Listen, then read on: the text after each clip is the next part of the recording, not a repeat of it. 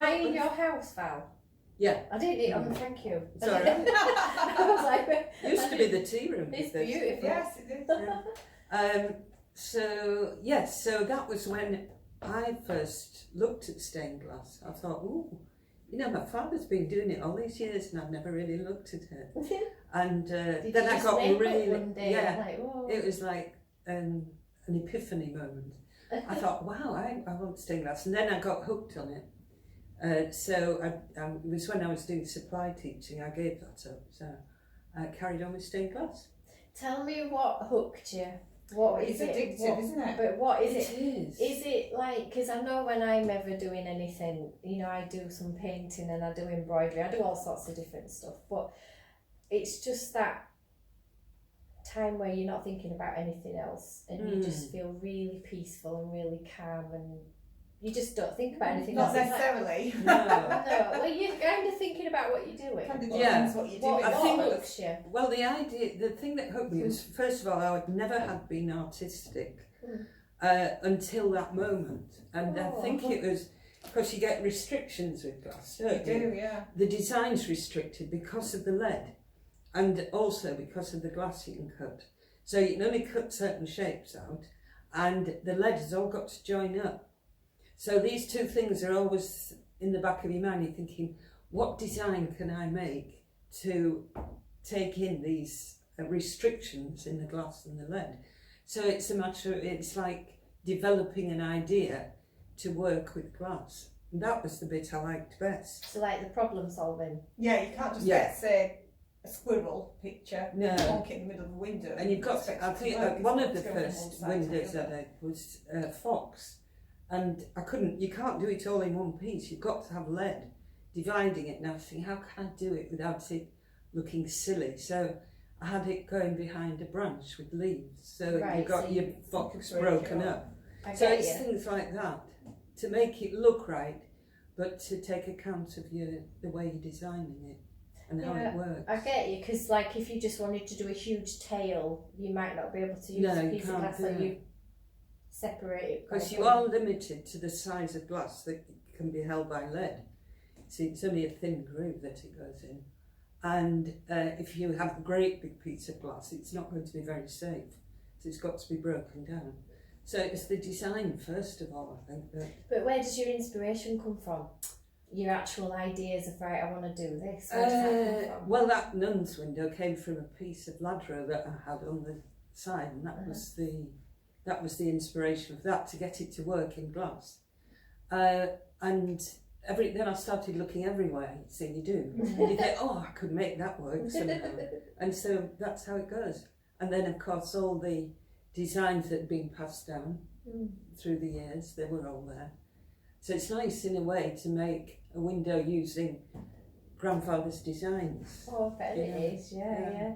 And what sort of work did he do? Was it like, the topics, are they like people and nature? I did also. There's quite an influence from Holland, a lot of Dutch inspired glass. Lots of windmills. Yeah, windmills. Oh, yes. And Really? milkmaids with, I don't know really, it was popular there, and so there were quite a few designs. Milkmaids in a little. Yeah. Oh, that's so quite a few nice. of those with clogs and things. Yes, yeah. So, and my father helped me, of course, so I had to go through this apprenticeship with him. And he would say that, well, it's no good making these windows, you've got to fit them. So I'd have to climb ladders and hack out windows and fit new ones and things. It's not ideal when you're not great heights. Well, I was then. It's something that comes with age. Climbing a ladder now, it's probably not a good idea. But no, I was leaping up ladders at that time. But yes, I learnt all of it really, right through. What about actually, like some of those old windows that you got out of a skip, which I was really jealous about.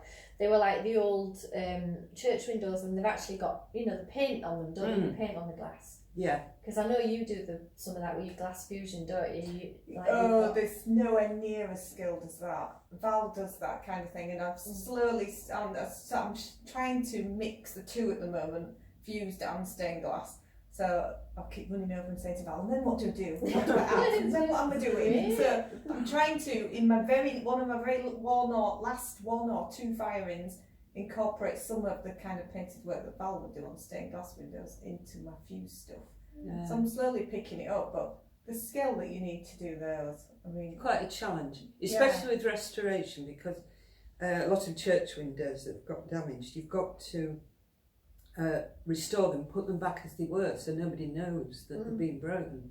So you've got to use the glass that was used originally, the same type, and follow the painting techniques that the original artist had used. So you've got to get the right colour match. You've got to get exactly the right colour And match. what is it? Is it glass? Well, the paint that you paint onto the glass is powdered glass. So it's ground down and mixed with a pigment, so it's always black. Oh, because you're looking like a silhouette. So all your colour is in your glass, and you paint on black onto it. And there are different firings, so you could have 6 firings on one piece of glass. Thinking of a face, some feature, you've got all those different firings until you've got it looking right. So what have I seen then when I've seen sort of, what's that pale sort of brown colour you see sometimes on glass? It's like kind of a monochrome sort of colour, and it's not black, and I've seen that painted on glass before. It's like a sort of a Like it'd be enamel that. Would it? Okay. Yeah. So that is like pottery enamels. So you can get different colours, but they don't class that as permanent because you can remove it. I mean, it removes with the weather and so on. Whereas the glass paint that you fuse on, it's around about 650 centigrade, and at that temperature the glass paint and the glass fuse together. Okay. So you can't get them off, you can't get the paint off if you've made a mistake. Whereas the enamels, you're coming down the temperature scale, and you can get different coloured enamels, but they're not classed as permanent. Because they can weather.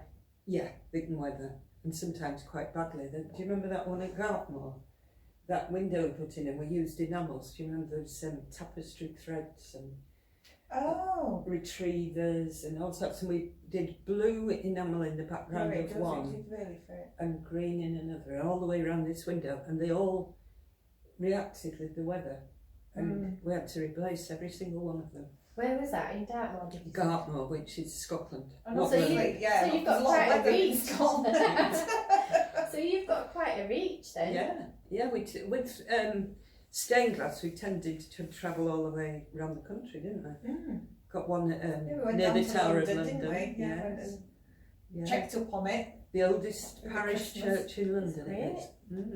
All Hallows by the Tower, and we did one there, and then you sort of go, because generally you're asked to put in a design, submit a design, so it doesn't matter where you are. If yours is the one they like, they'll take you.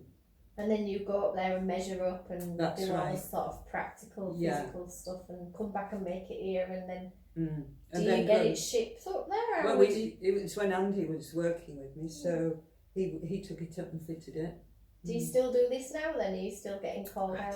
I don't do anything. I do foot golf. Happily retired. Bit of gardening. B&B and the garden. Follows the garden around after he's been. I do the odd dog roundel, He's don't doing I? right. I do a dog roundel. Yeah, I do need on hand for technical advice. never a week goes by we haven't run in and said, Val, if I did this and this, would that work? So it's always quite handy to have sort of the fourth generation. Yeah, it's another generation. Well, it's great that you're keeping it going. I mean, Yeah. it's like, it'd be such a shame, wouldn't it? You know, well, not a shame, it's not Well, a it very would nice have way closed to use down, it, wouldn't but it? just, Yeah, I think it would have done. Yeah. Because I With could. nothing else. Andy he's set up on his own, so he's Is that taken Andy, over. your son? No, No, Andy sorry. just worked. He was an apprentice that I Yeah. had. So yeah, it would have died out, I think. So Certainly the you've laziness. taught a few people then who are Yeah, not one or doing two. it on their own, off their own back. Well, that's good. Yes. Are they local? Yeah, they're all local. Yeah. Oh, mind you, people used to come on courses, didn't they? But like a weekend course, you can't really learn it all. Because that's why I wanted to set up this, carry forth traditions, because, it's like in this world, you know, people sometimes hold on to things and they don't want to share it with anybody else because they think, oh, you know, if anybody else gets it, they'll make money, and it's like, we can't be like that because we'll just lose everything. Well, my father was like that. He wouldn't have people in the workshop in case they found out how to make a window. And there was I telling everybody how to do it. But that's the best way to be. I mean, it's like, you know, and you don't, what do we say? You catch more flies with sugar, don't we? Is that right? No, I don't mean that. I mean, it's like tragic if you don't pass something on that. Well, I think this is why I'm doing this, because you're on record now. You know, but it was always almost a tradition. Don't tell anyone anything. Yeah, they were very selfish about their crafts. I mean, it was all crafts, wasn't it? I mean, even when I started fusing, I asked every single person I could ever find to do with glass about fusing, and either they didn't know or they wouldn't share. But either way, I had to just learn it myself, get a notebook and write all the disasters down. Do you remember the first fusing we did, and they all cracked after about 6 weeks? Well, it was basically, what happens if you get this stuff out of the bin and throw it in a kiln and melt it together? Do we get those fabulous fused panels we've seen? No, is the answer. Well, you did. You get it for a few minutes. It looked beautiful, and then it would crack. And you'd know, even months later, if you heard this certain noise, you'd know what it was instantly. You'd know it was a piece cracking. What, months later? Do you mean? Like, we sat in there dormant, and then one day it just decided to explode. Yeah, what we didn't realise is the glass is completely incompatible with any other glass. So we were mixing stuff out of the bin, but it's not compatible with each other. So it was a big learning different rates, and some glass was harder than others, some was softer, some was harder. And then one day I discovered that it's a company called Bullseye Glass in America. They make glass fusing glass. So that was the turning point. So, and that all went together. So you could get all these beautiful colours and melt it together, and it would stay together.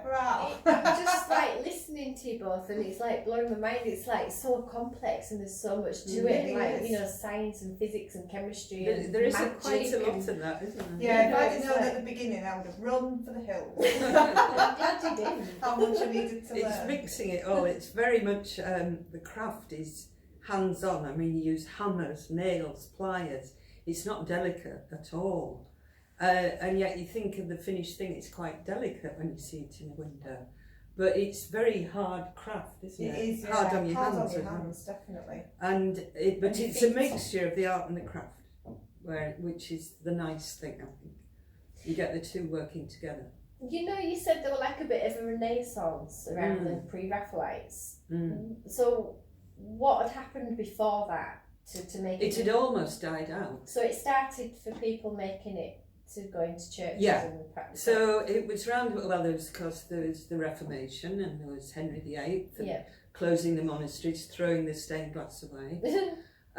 Stained glass, the only way it survived for nearly 2 centuries was because of coats of arms. So big country houses would have the coats of arms painted. There wasn't any religious stained glass. But then, in Victorian times, there was the Gothic revival, and there's Pugin, William Morris, all these people wanting to go back to medieval architecture and medieval stained glass. They'd almost forgotten how to make glass, handmade glass, so they had to rediscover that. Because they'd stopped making coloured glass, they were using enamels to paint onto white glass. But once they discovered how to make medieval glass like it was made, then they could start to produce the windows again. And so this was like a boom in stained glass. People went mad for it. And that started and, you know, built up, and then it sort of went down again. And where are we now? We're in a boom at the moment. Good. Yeah, I think it goes, and Val's taught me this, it goes in fashions, you have to move with them. You do. So yeah, it might all be windows 1 week or 1 month, or for half the year everyone wants a window, and then suddenly everyone's in requesting mirrors or lamps or whatever they request, you work your head round doing it. Yeah. You have got to move with the times. Got to be flexible. Well, if you're earning a living from it, and it's like the way you, you've got to, haven't you? It's you can't be stuck in your ways. This is how I do this, and that's what I'm going to do forever. You've got to move with the times, really. The thing is, because it's art and craft, the art always moves on. You know, I mean, think of David Hockney and what he's produced in Westminster Abbey.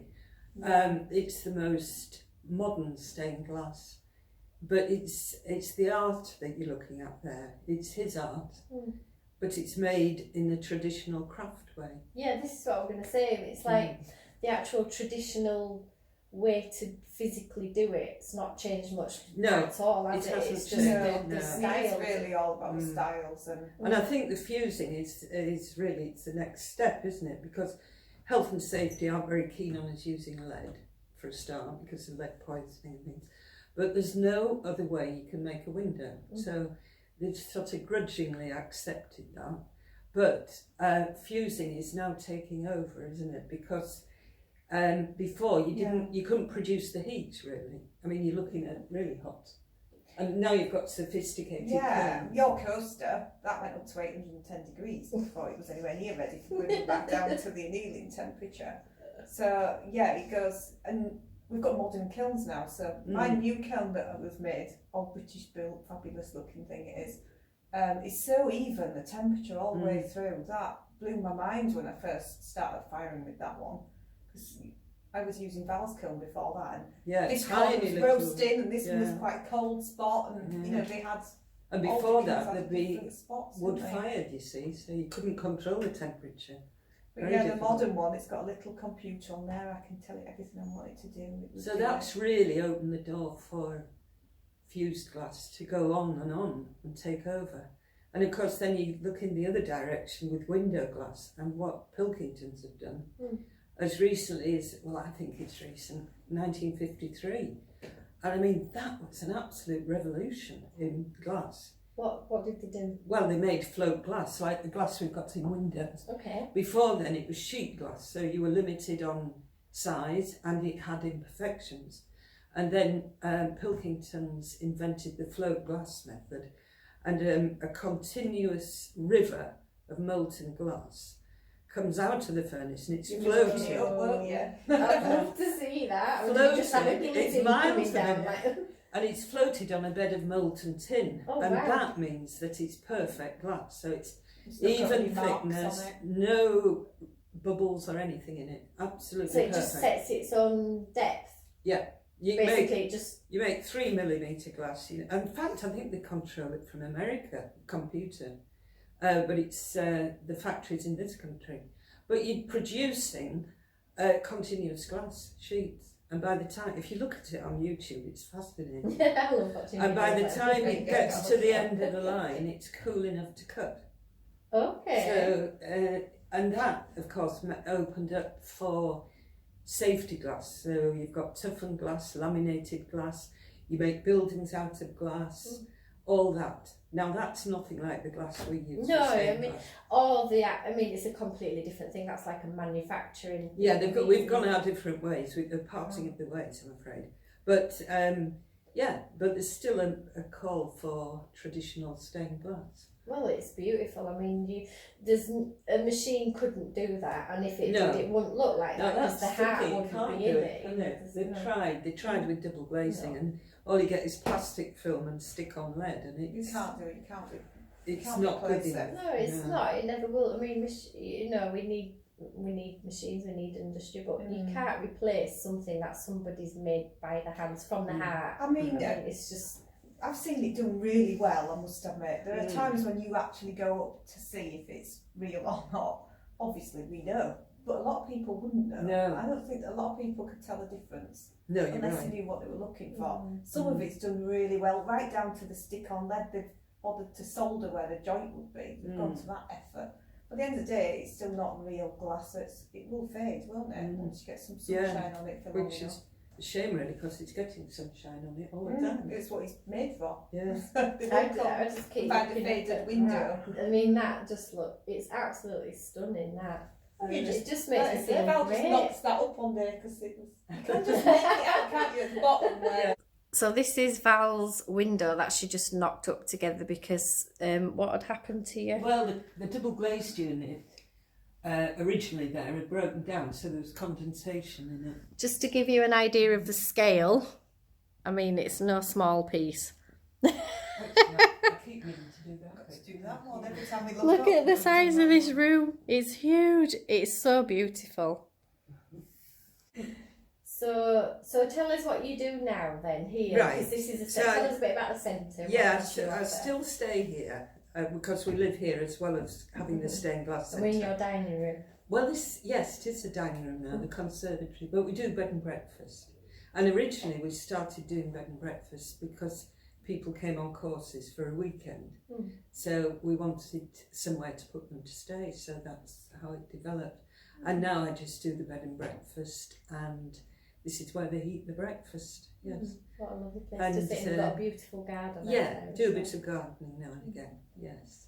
So, and if I wanted to do stained glass, I could do it, but I've left it to the people who've taken over. Because you've got a workshop, maybe we could have a little look over there. I'll take a couple of pictures of you. Yeah, come over. I love my workshop. It's a beautiful space, isn't it? Yes, it So is. much light comes in, and it always looks good because I run classes nearly every day, so I have to keep it tidy. Whereas if I didn't run classes, it would be chaos. I'm sure. Yeah. Do once monthly, quick tidy it. That's what we used to do when the workshop was over here, when the tea room Quick is. tidy up. And we used to have to stop work on a Friday and clean it up, ready for the courses on a Saturday. Whereas So- now it's just laid out, waiting. Yeah, much Sometimes if a easier. stained glass course is on say the Monday, I've probably got a fusing one on the Saturday, and then I just pack everything away quickly, shove it in boxes, and it's all ready again for leading. It's so much easier than it used to be. Definitely. So Yeah, what it's a lovely space. what courses are you running, just so people know, because people are going to see this. Hopefully. Well, obviously stained glass for leading, and the copper foil technique, which is what we make the lamps and the mirrors and everything out of. And then mostly my passion, obviously, glass fusing. So they can start and make a little coaster, which is a couple of hours long, right up to make a lantern, little fused lantern for the garden. All sorts at the moment, a mirror, some garden art. Also, you can make all sorts. And then tend to change them, or at least add new classes every 3 or 4 months, so there's something new for people to come and have a go with. Are you open all year round? Yeah, yeah, 7 days a week. I think last count we closed for 3 days last year. Okay. We did.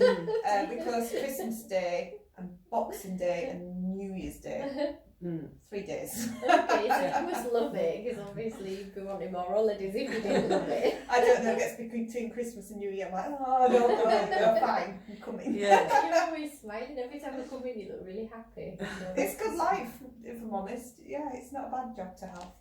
Yeah, 2 of my favourite things, I get to meet people and I make glass. So what more do you want from a job? And you're in such a beautiful place as well, and you bought this place, didn't you, because you wanted a workspace? Is that right? We lived here because Simon's a farmer, my husband, Okay, yeah. and the farm was over the railway crossing. Are you still running a farm? No, Okay. no, it's gone now. Uh-huh. But so when my father retired, we decided and I wanted a showroom, and to invite people in, which was the opposite of what my father did.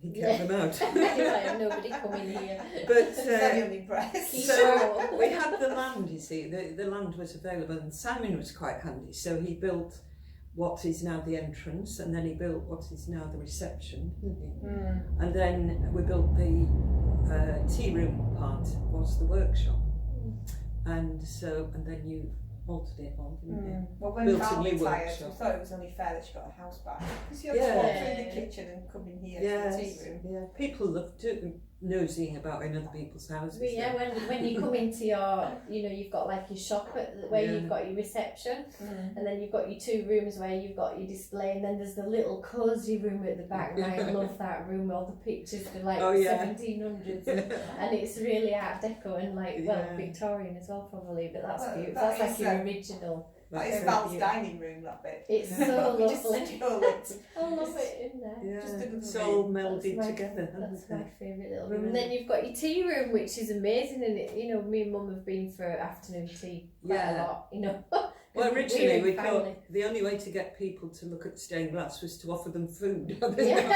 That was what we thought. It's really good. And now it's kind of turned on its head. I offer them a course and then say, but you can have afternoon tea to follow, so you know that food happens as well. Food's more important. It's really good. So, well, brilliant. Thanks so much, both A of pleasure. you. And where can people find out about you? At stainedglasscentre.co.uk. There you Come go. and look at my shiny new website launched yesterday. Alright, I'll have another look. I was reading it. So, well, thanks very much, both of you. It's Pleasure. really lovely. Maybe we can have a little look at your studio. Yeah, come on over.